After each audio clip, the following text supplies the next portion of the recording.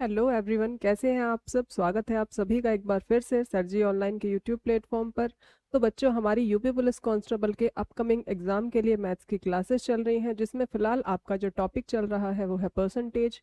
3 classes अभी तक हमारी हो चुकी हैं और आज है हमारी परसेंटेज की last class and 4th class. ठीक है, तो टाइप वाइज मैंने आपको ऑलमोस्ट जितने भी टाइप इस चैप्टर से बन सकते हैं वो सारे ही मैंने कंप्लीट करा दिए हैं, बट फिर भी अगर कोई एक दो टाइप बच गया है तो उसको हम आज कवर कर लेंगे। साथ ही आज हम जितने भी क्वेश्चन करेंगे ये आपके प्रीवियस ईयर क्वेश्चन होंगे, यानी जो आपके एग्जाम में आ चुके हैं। ठीक है, अभी जो यूपी पुलिस का रिसेंटली आपका एग्जाम हुआ था, री एग्जाम, तो उसमें जो इस चैप्टर से क्वेश्चन आए थे वो भी आज हम कवर करेंगे। ठीक है, क्योंकि इस चैप्टर से डायरेक्टली क्वेश्चंस जो है वो कम आते हैं, बट मैंने आपको जैसे पहले भी बताया कि इनडायरेक्टली क्वेश्चन आपके इस चैप्टर से काफ़ी सारे बनते हैं। तो इसीलिए ये चैप्टर बहुत ज़्यादा इंपॉर्टेंट है और इसीलिए मैंने बाकी आगे के चैप्टर्स कराने से पहले आपको ये चैप्टर कराया है, ताकि आपको ये पता चले कि भाई परसेंटेज होता क्या है, कैसे एक नंबर को परसेंटेज में चेंज किया जाता है और कैसे आप एक परसेंटेज को फ्रैक्शन में कन्वर्ट कर सकते हैं। ठीक है, तो चलिए फिर बिना किसी देरी के शुरुआत करते हैं आज की अपनी क्लास की। तो आज की क्लास का हमारा पहला क्वेश्चन रहने वाला है कि एक मशीन की कीमत हर वर्ष 10% घट जाती है, तदनुसार यदि उसकी कीमत जो है 50,000 है तो 2 वर्ष के बाद उस मशीन की कीमत कितनी रह जाएगी। कोई भी मशीन है, आपने कोई भी चीज़ खरीदी है तो उसकी कीमत भाई घटती है। मान लीजिए मैंने आज एक कार खरीदी है, अब मैं उस कार को 2 साल बाद बेचना चाहती हूँ, तो भाई अगर मैंने वो कार मान लीजिए 10 लाख की खरीदी है तो ये थोड़ी ना है कि कोई मुझसे अब उसको 10 लाख में ही खरीद लेगा या 11 में, वो कम ही, अब उसकी जो कीमत है वो कम हो चुकी होगी। ठीक है, तो देखो इसी तरीके से ये भी है आपका कि कोई भी मशीन है उसकी कीमत जो है वो हर साल 10% घट जाती है। तो इसके लिए जो हम फॉर्मूला यूज करेंगे, जो हमने पॉपुलेशन वाला क्वेश्चन किया था उसमें जो फॉर्मूला मैंने आपको यूज कराया था उसी तरीके का फॉर्मूला आपको यहाँ भी यूज करना है। तो फॉर्मूला क्या था कि A = P1 - R/100 की पावर टी। ठीक है, अब यहाँ पर जो पी है वो आपके प्रेजेंट प्राइस को रिप्रेजेंट करेगा, टी आपका टाइम को और आर आपका रेट को, यानी जिस भी रेट से आपकी जो कीमत है वो चीज की वो कम हो रही है। ठीक है, अगर कीमत बढ़ती है तो आपको प्लस का साइन लगाना है। अब कीमत बढ़ेगी कैसे, जैसे मान लीजिए आज मुझे कोई चीज लेनी है, कोई कार मुझे खरीदनी है या कोई भी चीज मुझे खरीदनी है, ठीक है, बट अभी मेरे पास पैसे नहीं है, कोई भी फाइनेंशियल इशू है जिसकी वजह से मैं अभी फिलहाल उस चीज को नहीं खरीद पाती। अब 2 साल बाद मेरा मन उस चीज को खरीदने का बनता है, चलो कार को ही खरीदने का बनता है। ठीक है, अब मैंने वो पैसे भी जोड़ लिए कि भाई जो उसकी कीमत थी उस टाइम वो अभी मेरे पास है उतने पैसे, बट जब अब मैंने जाके शोरूम में उसकी प्राइस पूछी तो वो बढ़ गया है। ठीक है, तो अगर आप कोई चीज़, तो अब मुझे फिर और थोड़े पैसे जोड़ने पड़ेंगे। तो कहने का मतलब ये है कि अगर किसी भी चीज़ का प्राइस बढ़ जाता है तो आपको यहाँ पर प्लस का साइन लगाना है। ठीक है, और अगर प्राइस कम हो रहा है तो आपको क्या करना है, यहाँ पर माइनस का साइन लगाना है। अब जो प्राइस है फिलहाल हमारा क्या हो रहा है, कम हो रहा है, तो हम लगाएंगे माइनस का साइन। अब पी की वैल्यू कितनी दी गई थी आपको, 50,000।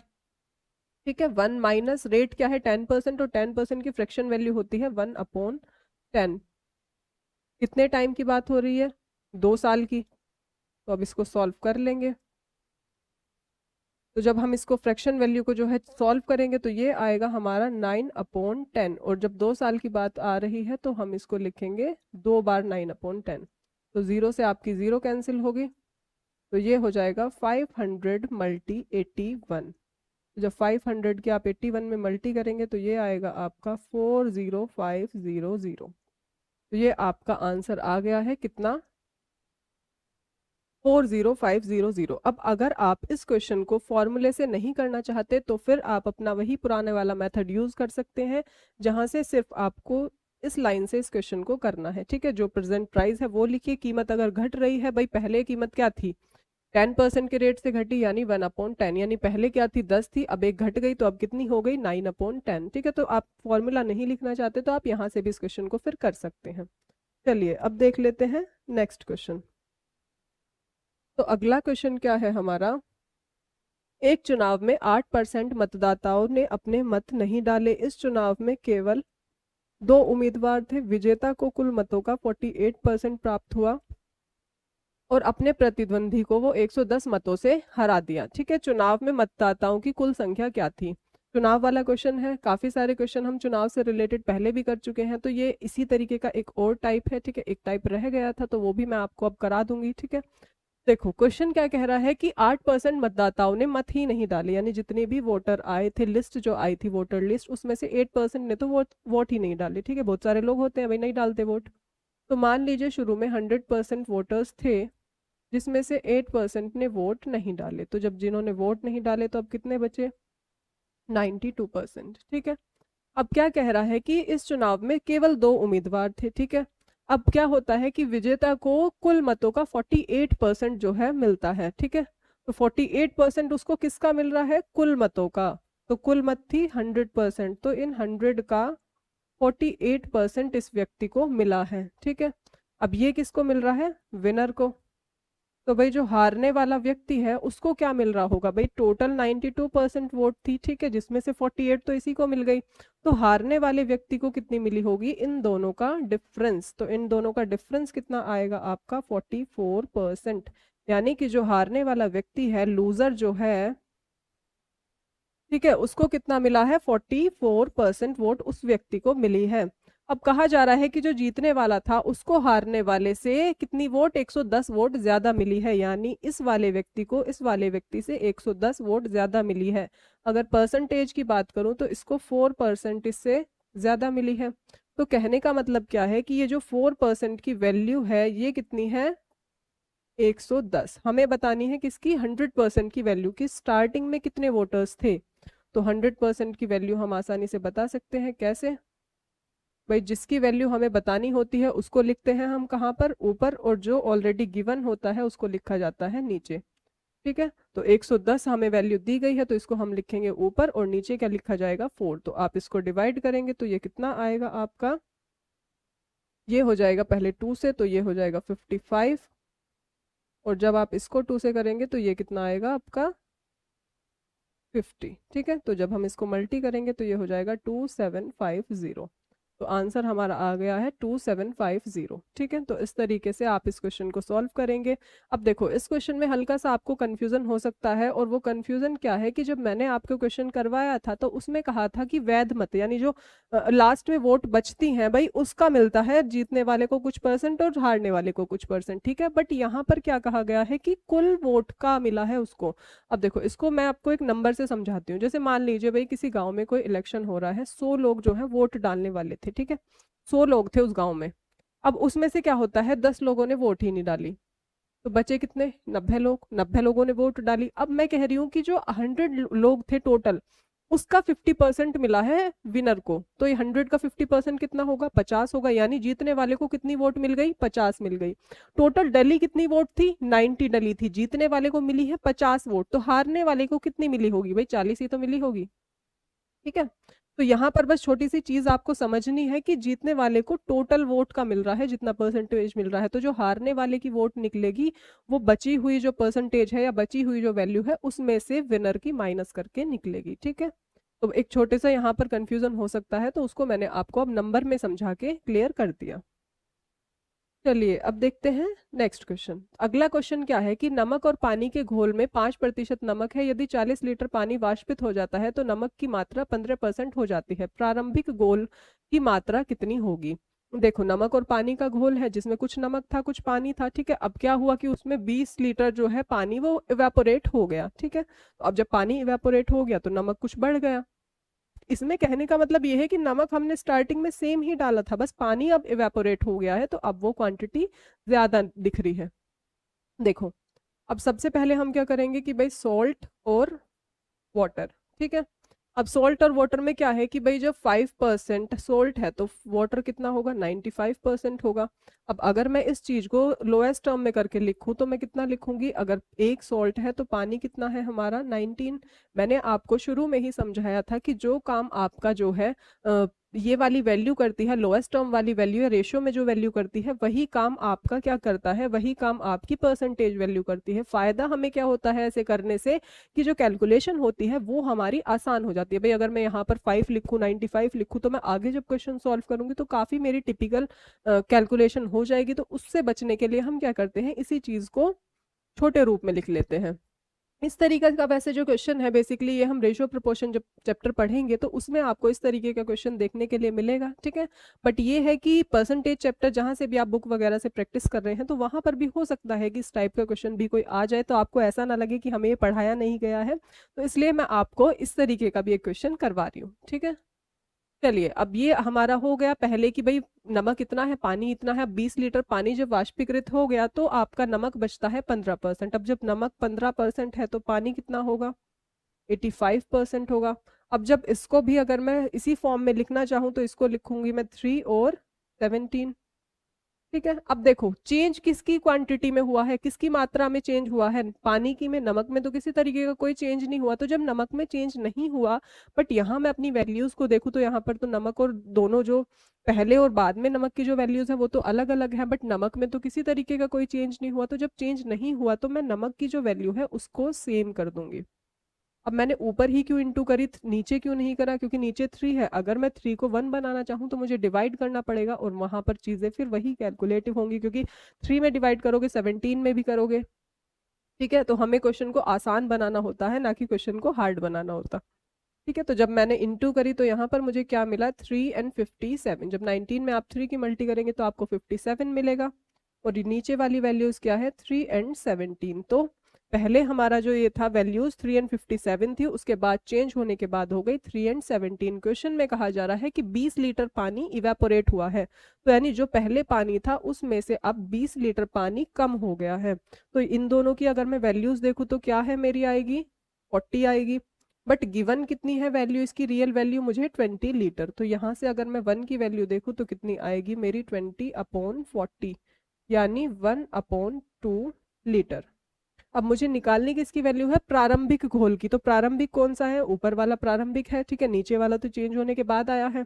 तो ऊपर कितना है भाई, 3 नमक था, 57 क्या था, मेरा पानी था। तो दोनों को मिलाकर कितना हुआ, 60। तो मुझे वैल्यू किसकी बतानी है, 60 की वैल्यू बतानी है। एक की वैल्यू मुझे पता है, तो 60 की वैल्यू कितनी हो जाएगी हमारी, 30 लीटर, ठीक है। तो आंसर हमारा आ गया है 30 लीटर। तो इस तरीके का क्वेश्चन अगर आपका आता है तो आप इस तरीके से इसको सॉल्व कर सकते हैं। और ये वाला जो क्वेश्चन है ये आपका कभी कभी फ्रूट्स वाले उसमें भी आता है पैटर्न में, जैसे कि वाटरमेलन है कि भाई वाटरमेलन में इतना परसेंट पहले पानी था, इतना परसेंट ड्राई था, या इतना परसेंट पल्प था, ठीक है। फिर जो है कुछ पानी जो है वो इवेपोरेट हो गया या फिर कम हो गया जो भी है, तो उसकी वजह से पल्प जो है इंक्रीज हो गया। सेम टू सेम यही मेथड रखना है, इसी तरीके से सॉल्व करना है।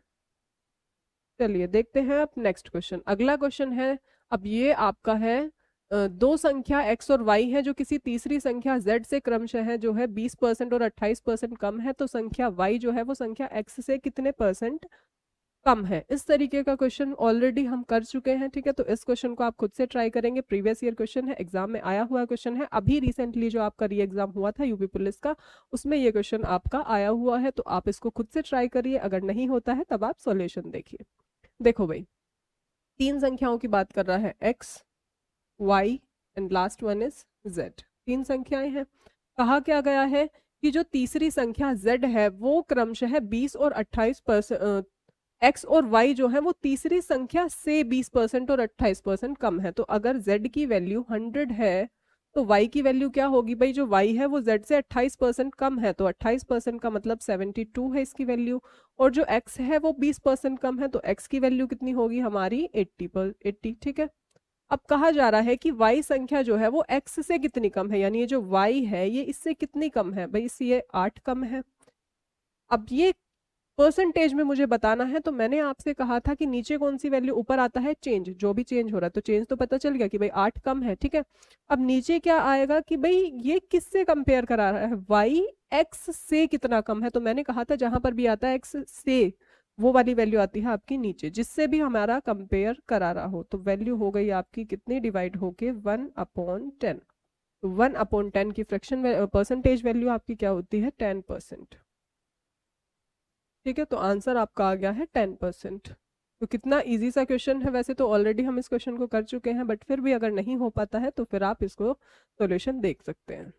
चलिए अब बात कर लेते हैं हम नेक्स्ट क्वेश्चन की। तो अगला क्वेश्चन क्या है हमारा कि चुनाव में 2 उम्मीदवार थे, 10% मतदाताओं ने मत नहीं दिए, 60 मत अवैध घोषित हो गए, विजेता उम्मीदवार को कुल मतों का 57% मिला है और वह 308 मतों से जीतता है। तो नामांकित मतदाताओं की संख्या क्या होगी? यानी जितने भी वोटर लिस्ट में नाम थे, नामांकित थे, वो जो है हमें टोटल बताना है, यानी बेसिकली 100% की वैल्यू हमें बतानी है। तो इस तरीके का क्वेश्चन मैंने आपको कराया है, तो अब आप इस क्वेश्चन को खुद से ट्राई करेंगे।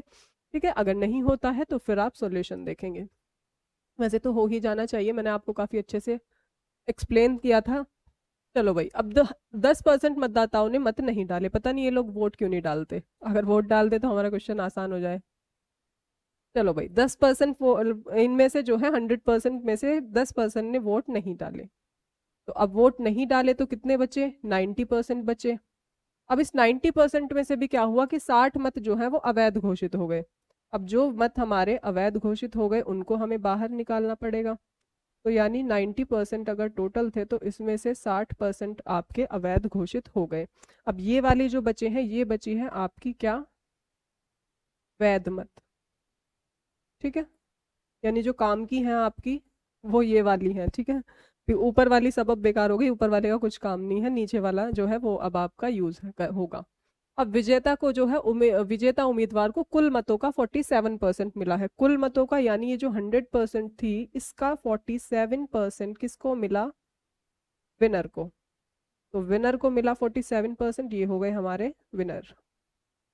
चलिए, अब देखो ये वाला क्वेश्चन सेम ऐसी है जैसे मैंने पहले वाला कराया था। अब 47% इसको इन 100% का मिला है, तो जो हारने वाला व्यक्ति होगा उसको इन दोनों का डिफरेंस मिलेगा, क्योंकि भाई वोट तो सिर्फ इतनी डली है। ठीक है, तो जब वोट ही इतनी डली है, 47% ये अपना ऑलरेडी ले चुका है। ठीक है, अब बचा कौन? लूजर। तो लूजर को क्या मिलेगा? इसका जो है इन दोनों का डिफरेंस। तो यानी जो हारने वाला व्यक्ति है उसको कितना वोट मिलेगा? उसको मिलेगा 90% -60 -47%। तो जब ये माइनस होगा तो ये कितना आएगा आपका? 43% -60। तो ये किसको मिला है? ये मिला है हारने वाले व्यक्ति को। अब वो कितने वोट से हार जाता है? 308 वोट से हार रहा है। ठीक है, जीतने वाले को, यानी ये जो 47 वाला था, इसको इससे 308 वोट ज्यादा मिली है। तो यानी इन दोनों का डिफरेंस जो है वो कितना है? 308 है। तो हम इन दोनों का डिफरेंस निकालेंगे। तो भाई जीतने वाले को ज्यादा मिली होगी, तो ज्यादा वाले में से कम वाले को हम माइनस करेंगे। तो ज्यादा वाला कौन है? 47%। इसमें से माइनस होगा आपका 43% -60।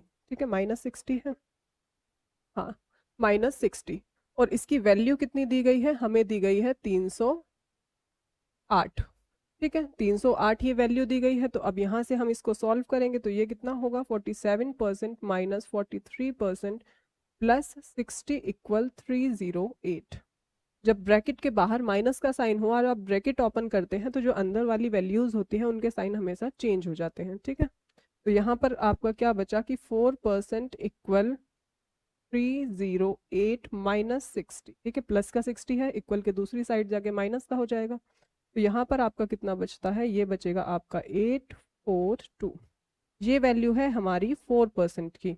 तो भाई यहाँ से 1% की वैल्यू कितनी होगी? तो 1% की वो वैल्यू होगी आपकी 62। हमें निकालनी है 100% की वैल्यू।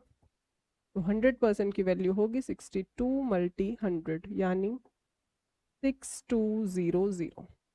तो यानी जो वोटर लिस्ट आपकी शुरू में आई थी उसमें कितने लोग थे? 6200। तो आंसर इसका कितना है? 6200 इसका आंसर है। ठीक है, चलिए अब देखते हैं नेक्स्ट क्वेश्चन। अगला क्वेश्चन क्या है कि कर्मचारियों के संरक्षण जूते की खरीद के लिए एक कारखाने का वार्षिक बजट पिछले वर्ष की तुलना में 60% बढ़ जाता है। यदि इस वर्ष जूतों की कीमत 20% की वृद्धि होती है तो इस वर्ष वह जितने जूते खरीद सकता है वह पिछले वर्ष खरीदे गए जूतों की संख्या से कितना प्रतिशत अधिक है। देखो क्वेश्चन इतना घुमा फिरा के और ऐसी लैंग्वेज में लिखा है कि भाई देख के ही बिल्कुल ऐसे बच्चा डर जाए कि पता नहीं इसमें क्या पूछ लिया। और अगर आप इसको सिंपली देखो तो इसमें क्या दिया गया है कि भाई जो खर्च है वो 60% बढ़ रहा है और जो प्राइस है वो 20% बढ़ रहा है, और आपसे पूछा जा रहा है खरीद यानी खपत जो है उसमें कितने का इंक्रीमेंट होगा। कितना सिंपल क्वेश्चन है, बट इतना घुमा फिरा के क्वेश्चन पूछ लिया कि पता नहीं देख के ही बस ऐसे लगे कि पता नहीं क्या पूछ लिया। देखो इस तरीके का क्वेश्चन मैंने आपको कराया है। फॉर्मूला क्या था, एक्सपेंडिचर हमारा क्या होता है, एक्सपेंडिचर इक्वल होता है कंजप्शन मल्टी प्राइस। ठीक है, अब फॉर्मूले मेथड से आप क्वेश्चन करेंगे, दूसरे मेथड से मैं सॉल्व कराऊंगी। तो देखो भाई, अब मैंने कहा था कि सबसे पहले आपको प्राइस जो है वो लेना है। अब मैंने माना कि 100% उसका प्राइस था, अब प्राइस 20% बढ़ गया है। तो यानी पहले अगर कीमत 100 रुपए थी तो अब वो कीमत बढ़कर कितनी हो गई है, 120। जब भी हमें क्वेश्चन में कंजप्शन निकालना हो तब हम इस वाले मेथड का यूज करेंगे। बेसिकली आपको एग्जाम में क्वेश्चन सॉल्व करने के लिए यही मेथड यूज करना है, क्योंकि जो फॉर्मूले वाला है करने को आप उसको भी कर लो, बट ये है कि वो उससे भी ज्यादा ये इजी है। ठीक है, बहुत छोटा सा मेथड है। अब क्या होता है कि जो खर्च है वो 60% बढ़ गया है, यानी अगर पहले वो 100 रुपए खर्च कर रहा होगा तो अब वो कितना खर्च करेगा, 160 रुपए खर्च करेगा। ठीक है, हमसे पूछा जा रहा है कंजप्शन में कितना इंक्रीमेंट होगा। तो कंजप्शन मैंने आपको कैसे सिखाया, इन दोनों का लो डिफरेंस। इसको लिख देती हूँ, चलो मैं यहाँ पर, ये है हमारा प्रेजेंट प्राइस, प्रेजेंट प्राइस। ठीक है, अब इन दोनों का डिफरेंस कितना है, इन दोनों का डिफरेंस है हमारा 40। और नीचे मैंने आपको क्या बताया, नीचे लिखा जाता है प्रेजेंट प्राइस। तो प्रेजेंट प्राइस इसका कितना है, 120। जीरो से हुई जीरो कैंसिल, 4 से हुआ आपका 12 कैंसिल, तो ये आपका कितना आया, 1/3। और 1/3 की आपको पता ही है कि भाई इसकी आपकी परसेंटेज वैल्यू कितनी होती है, तो परसेंटेज वैल्यू होती है 33 सही 1/3%। 33 सही 1/। ठीक है, तो आंसर आपका आ गया है। कितना इजी सा क्वेश्चन था, इतना घुमा फिरा के क्वेश्चन दे देते हैं कि पता नहीं बच्चा भी बेचारा डर जाए। ठीक है, तो इस तरीके का क्वेश्चन हम ऑलरेडी कर चुके हैं। ये आपका प्रीवियस ईयर क्वेश्चन है, एग्जाम में आया हुआ क्वेश्चन है। ठीक है, तो ऐसा नहीं होता कि आप चीनी पे ही टिके रहे और वो कुछ और पूछ ले। तो मैंने आपको चीनी के तरीके से क्वेश्चंस को समझाया था। ठीक है, वो भी आ सकता है, बट ये है कि क्वेश्चन थोड़ा घूम भी सकता है, तो आपने दिमाग को भी उसी हिसाब से घुमाते रहना ताकि आंसर आ जाए। क्वेश्चन को देखकर ये मत सोच लेना कि पता नहीं क्या पूछ लिया। पढ़ो क्वेश्चन को, एक बार नहीं 2 बार पढ़ो क्वेश्चन। आपको जितनी आपने 2 बार आप पढ़ोगे तो आपको खुद ही वो समझ में आने लगेगा। ठीक है, कभी कभी ऐसा होता है कि जब हम किसी क्वेश्चन को एक बार पढ़ते हैं तो वो समझ में नहीं आता। ठीक है, जैसे यही क्वेश्चन है, अगर कोई बच्चा इसको एक बार पढ़े तो हो सकता है समझ ना आए, बट आप जब दोबारा इस क्वेश्चन को पढ़ेंगे तो आपको समझ आएगा कि ये मेथड वही है, बस लैंग्वेज में थोड़ा सा चेंज है। ठीक है, और इस चीज का सॉल्यूशन सबसे अच्छा क्या है, प्रैक्टिस। जितनी ज्यादा आप क्वेश्चंस की प्रैक्टिस करोगे भाई, जितनी ज्यादा क्वेश्चन की प्रैक्टिस करोगे, हर टाइप के क्वेश्चन जो है आपके सामने आएगा। जब आप उसको कर चुके होगे तो फिर ये है कि एग्जाम में अगर उस टाइप का कोई भी क्वेश्चन आता है तो आपको किसी भी तरीके की कोई भी प्रॉब्लम नहीं होगी। इसीलिए जो मैथ्स एंड रीजनिंग आपके दो ऐसे सब्जेक्ट होते हैं कि जो पूरे आपके प्रैक्टिस पर डिपेंड करते हैं। जितनी ज्यादा आपने प्रैक्टिस की होगी उतना ही ज्यादा या इतनी ही जल्दी आप उस क्वेश्चन को एग्जाम में सॉल्व कर पाएंगे।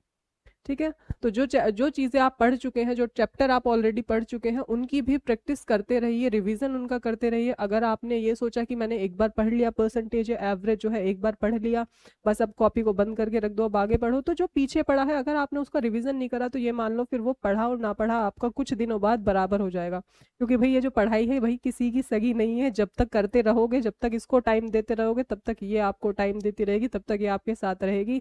जिस दिन आपने टाइम देना बंद कर दिया तो ये आपको ऐसे भूल जाएगी जैसे कभी जानती ही नहीं थी। ठीक है, तो अपना पढ़ो और ठीक है, रिवीजन भी टाइम टू टाइम करते रहो, प्रैक्टिस करते रहो, ताकि जो चीजें आपने पढ़ी हैं पहले भी वो भी आपके माइंड में रहे, वो आपके माइंड से ना निकले। और जो अब जब आपके सामने क्वेश्चंस आए तो फिर आप उनको इजिली सॉल्व कर सको। चलिए, अब बात कर लेते हैं अपने नेक्स्ट क्वेश्चन की। आंसर इसका आ गया है, ये है आज का आपका लास्ट क्वेश्चन। तो क्वेश्चन क्या है, वैसे तो मुझे ये क्वेश्चन होमवर्क में देना है, बट ये है कि आप खुद से करके देखना। ठीक है, अगर नहीं हो पाता है तो फिर आप सॉल्यूशन देखिए। चलिए, क्वेश्चन क्या है कि चीनी की कीमत जो है वो 5%, चीनी की लागत पर 5% जो है छूट मिलने पर एक खरीदार 608 रुपए में 20 किलोग्राम अधिक चीनी खरीद पाता है। ठीक है, तो चीनी की मूल विक्रय मूल्य क्या होगा। ठीक है, ये बेसिकली आपको जो है चीनी की कीमत बतानी है, पर केजी कितनी होगी। ठीक है, देखो भाई, अब क्वेश्चन में आपसे क्या पूछा जा रहा है कि जो चीनी की लागत है वो 5% छूट मिलने पर 608 रुपए में 20 किलोग्राम अधिक चीनी खरीद पा रहा है। कहने का मतलब है कि अगर जो कीमत आपकी पहले 100 रुपए थी तो अब आपकी जो है उस पर 95% कीमत हो गई है छूट मिलने के बाद। ठीक है, अब देखो भाई, जब 95 हो गई है तो यानी कितने का इसमें डिफरेंस आया है, 5 का। मैंने आपको क्या कहा था कि जो आपका डिफरेंस यानी एक तरह से ये मान के चलते हैं हम कि जितना हमारा प्राइस कम होता है उतना ही हम अपने कंजप्शन को इंक्रीज कर देते हैं। तो ऊपर लिखेंगे हम 5, नीचे लिखा जाता है प्रेजेंट प्राइस।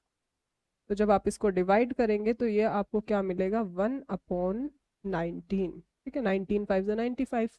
अब देखो ये है हमारा कंजप्शन, यानी पहले अगर मैं 19 यूनिट का कंजप्शन कर रही थी तो अब मैं क्या करूंगी, 1 यूनिट एक्स्ट्रा। ठीक है, अब इस एक्स्ट्रा की मुझे वैल्यू क्या दी गई है, 20 किलोग्राम अधिक। तो यानी इस एक की वैल्यू कितनी है, 20 किलोग्राम। तो इस 19 की वैल्यू कितनी होगी, 380 किलोग्राम। कहने का मतलब क्या है कि हम 380 किलोग्राम चीनी जो है वो एक्स्ट्रा खरीद रहे हैं। ठीक है, या 380 किलोग्राम हम पहले चीनी खरीद रहे थे, 20 किलोग्राम चीनी अब हम एक्स्ट्रा खरीद रहे हैं। हमसे पूछा जा रहा है ये जो चीनी हमने पहले खरीदी थी इसका प्राइस। ठीक है, हम 608 रुपये ही पहले खर्च कर रहे थे, अब भी हम इतने ही करेंगे, हमें इसका पर केजी एक तरीके से प्राइस बताना है। तो देखो भाई, टोटल इसका प्राइस कितना है, 608 रुपये। तो एक का प्राइस कितना होगा, डिवाइड करेंगे दोनों को। तो जब आप इसको इससे डिवाइड करेंगे तो ये कितना चलेगा, 190, और ये होगा 304। और जब ये 19 से डिवाइड होगा तो ये चलेगा 1, और ये 114, और ये 6, 114 होता है। ठीक है, 19 × 6 तो 1.6। तो इसका आंसर आया है 1.6। ठीक है, तो मैंने आपको जितने भी टाइप के क्वेश्चंस बन सकते थे उस चैप्टर से वो सारे ही टाइप मैंने आपको कराए हैं। साथ ही हमने आज कुछ प्रीवियस ईयर क्वेश्चंस भी करे हैं। तो आपको इससे ये भी पता चल गया होगा कि क्वेश्चन की सिर्फ लैंग्वेज एग्जाम में चेंज हो जाती है, ये नहीं है कि पूरा मेथड ही चेंज हो जाए। ठीक है, तो इसका सॉल्यूशन भी मैंने आपको बताया कि जितने ज़्यादा क्वेश्चंस की आप प्रैक्टिस कर रहे हैं उतना ही अच्छे से, उतनी ही जल्दी आप क्वेश्चन को एग्जाम में सॉल्व कर पाएंगे। तो चलिए आज की क्लास को हम यहीं तक रखते हैं, मिलते हैं अपनी नेक्स्ट क्लास में और एक नेक्स्ट चैप्टर के साथ। तो चलिए फिर, तब तक के लिए bye bye and have a nice day.